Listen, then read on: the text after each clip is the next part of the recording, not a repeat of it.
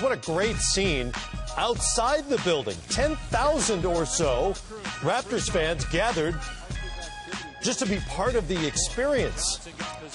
We the North, they say there. And Jonas Valanciunas got the guys from up north going early on. He scored their first 8 points. Kyle Lowry, pull-up three there. They're going crazy outside. Lowry had 11 in the quarter, but here come the Nets, and their big guards were a problem. Well, yes, they were. Darren Williams, and even though Sean Livingston was in some foul trouble, they made those plays. But they just have so many guys going well, and that forward position Isaiah talked about before we got on air, Amir Johnson didn't do anything to make Jason Kidd have to play bigger.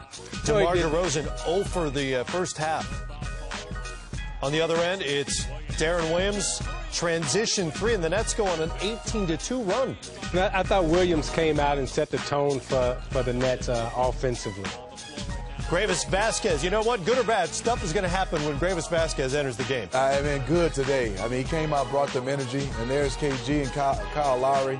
That's a good matchup. Big old pit bull and a little pit bull going at it. Now, Valanciunas was called for the foul on the screen. After the whistle, Garnett pushes Lowry, and he gets teed up. Did you agree? Yeah. First scoreless first half in Garnett's playoff career. Williams with a floater. Joe Johnson from Paul Pierce inside. And Brooklyn up 50-46 at the half. Midway through the third quarter, the shot clocks go out. Power issues, secondary clocks on the floor, but they didn't work either. What are we doing? Can we do two-line layups? Two-line layups so we can get warmed up? You're not serious, are you? Well, my guys are older.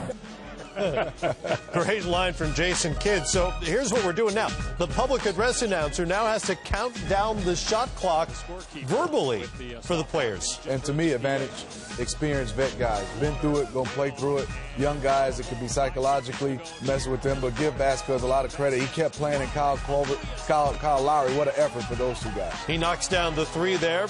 Brooklyn's lead is down to 5. Let's go to the fourth. Joe Johnson can't connect on the other end.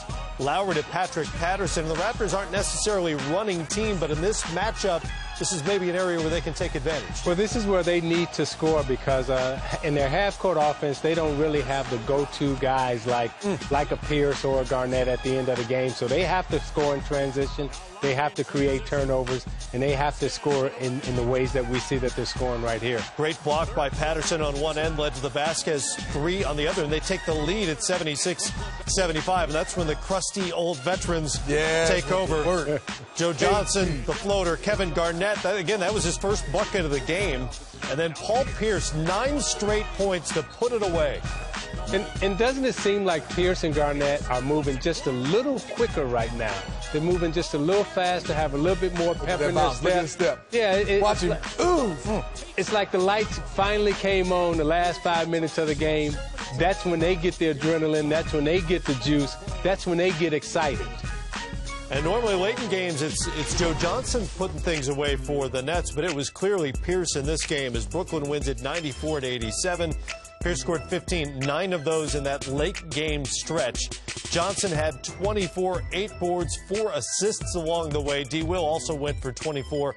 And Lowry, well, the Raptors would have been lost without him because he was aggressive throughout the game. With DeMar DeRozan, their all-star, going 3 of 13. Lowry's 22 were huge, and Vasquez off the bench, obviously big points for him.